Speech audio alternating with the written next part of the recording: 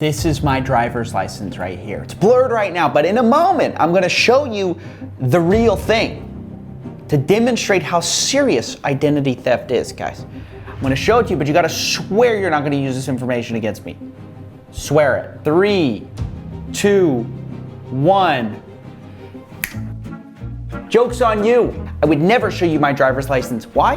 Because of a little rule that I learned from the office. Identity theft is not a joke, Jim. Identity theft is not a joke. Okay, guys? We're not gonna joke around about it here or anywhere else because it's not funny. You know who knows that? Mr. Beast. Mr. Beast recently had his identity stolen by hackers who advertised Mr. Beast cards, PlayStation cards, and all this stuff on YouTube. I mean, how insulting. At least do it on Instagram. That's not his own platform. On YouTube, it's like kicking the guy on his own turf, you know what I mean? And Mr. Beast says he's gonna get lawyers involved and all this stuff, but I think it brings up an interesting discussion of just like ads in general. Why was this allowed in the first place? And also, this isn't the only time it's happened.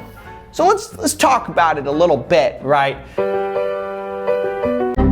So I think Mr. Beast is probably the biggest person this has happened to, but this has been happening consistently to bigger and bigger creators. We had it happen to KSI, right? Huge creator. He also, basically same exact scam. MKBHD recently pointed out that he had been photoshopped into a gaming chair that he had no affiliation with at all.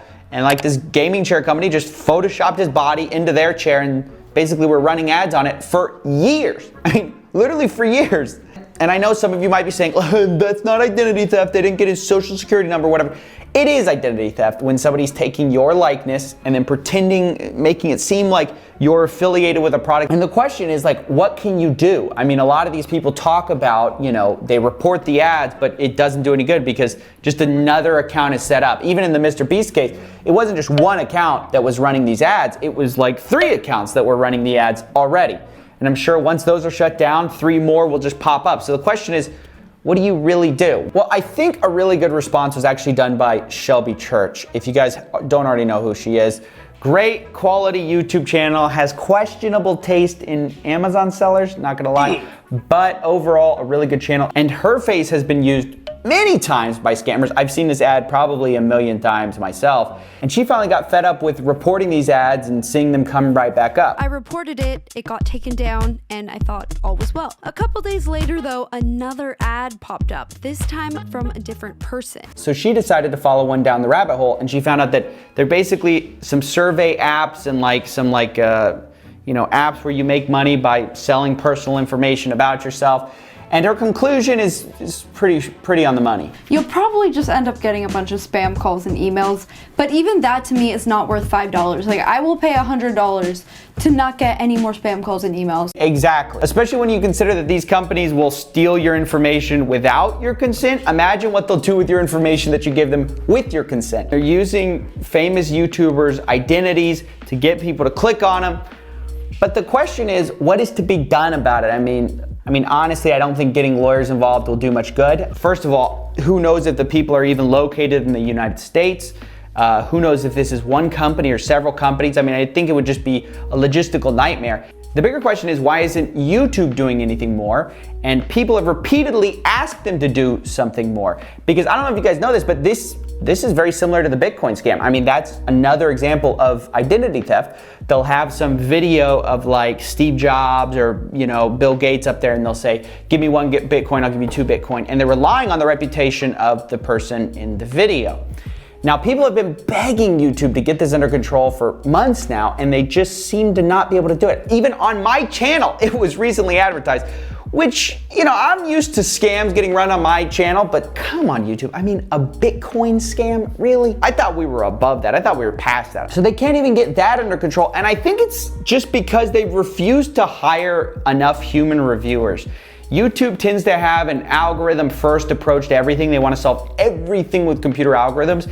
And I get it, but at the same time, it's never quite there. And I think you need that human moderation to kind of tweak it when it's not there, right? I think YouTube is sometimes overly optimistic on what their algorithms can do and can't do. And I get it, they have a massive catalog of videos that can't possibly be checked by an individual every time.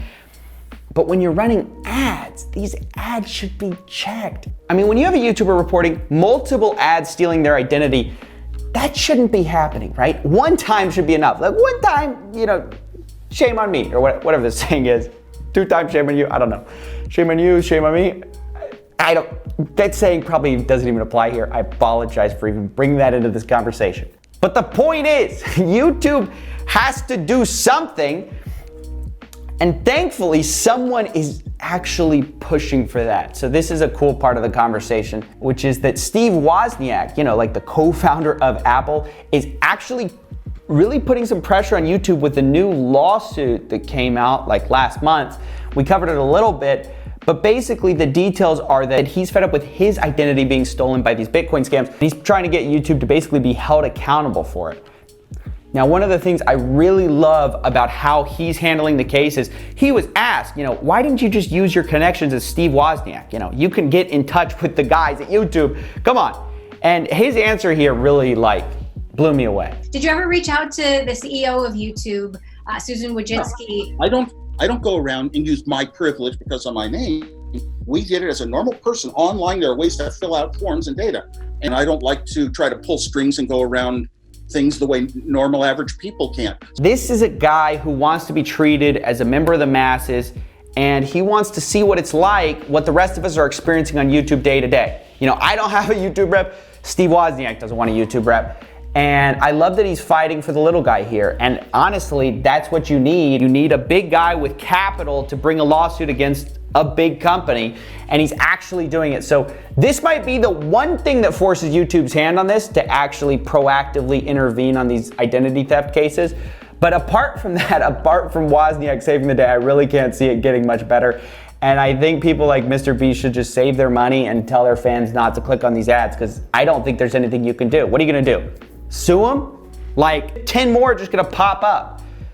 Ultimately, they're just arbitraging on Google's ad prices combined with how many people click on it and how much ad revenue they get from those actual downloads. So unless you can interfere with that actually making sense, you're not gonna shut it down unless YouTube does something, which in the past, given their past performance, doesn't seem likely. So anyway, let me know what you guys think of this situation. Do you think YouTube should be held accountable for this? Do you think it's not their responsibility at all and creators should just suck it up? I don't know. It's an interesting situation. Let me know what you think. Anyway, that's it. See ya.